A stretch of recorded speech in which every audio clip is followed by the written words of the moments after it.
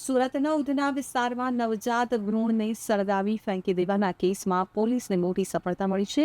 ગણતરીના કલાકોમાં પોલીસે મહારાષ્ટ્રના શાહદાની 19 વર્ષીય યુવતીની ધરપકડ કરી છે. પ્રાથમિક તપાસમાં પ્રેમ સંબંધ, ગર્ભપાત અને પુરાવા નષ્ટ કરવાની ચોંકાવનારી વિગતો સામે આવી છે. સુરત શહેરના ઉધના વિસ્તારમાં આવેલા ભીમનગર ગરનાળા પાસે 6 થી 7 દિવસના નવજાત ભ્રૂણને સળગાવેલી હાલતમાં ફેંકી દેવામાં આવતા સમગ્ર વિસ્તારમાં ભારે ચકચાર મચી ગઈ છે. ઘટનાની જાણ થતાં જ ઉધના પોલીસ તાત્કાલિક સ્થળ ઉપર પહોંચી તપાસ શરૂ કરી હતી. પોલીસે આસપાસના સીસીટીવી ફૂટેજના આધારે તપાસ આગળ વધારી હતી. ગણતરીના કલાકોમાં જ મહારાષ્ટ્રના નંદુરબાર જિલ્લાના શાહદાની 19 વર્ષીય યુવતી સુધી પહોંચી ગઈ હતી. પ્રાથમિક પૂછપરછ દરમિયાન યુવતીએ ભ્રૂણ પોતાનું હોવાનું કબૂલાત કરી હતી.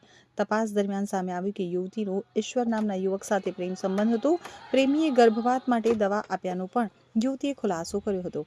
ગર્ભપાત કરાવવા માટે યુવતી મહારાષ્ટ્રથી સુરત પોતાના સંબંધીના ઘરે આવી હતી, જ્યાં ગેરકાયદેસર રીતે દવાના આધારે ગર્ભપાત કરાવવામાં આવ્યું હતું. પોલીસે શંકા છે કે ભ્રૂણને સળગાવી અને પુરાવાનો નાશ કરવાનો પ્રયાસ કરવામાં આવ્યો હતો. હાલ પોલીસે મહિલા આરોપીની ધરપકડ કરી વધુ તપાસ હાથ ધરી છે, જ્યારે ફરાર પ્રેમી ઈશ્વરને ઝડપી પાડવા માટે કવાયત તેજ કરી છે.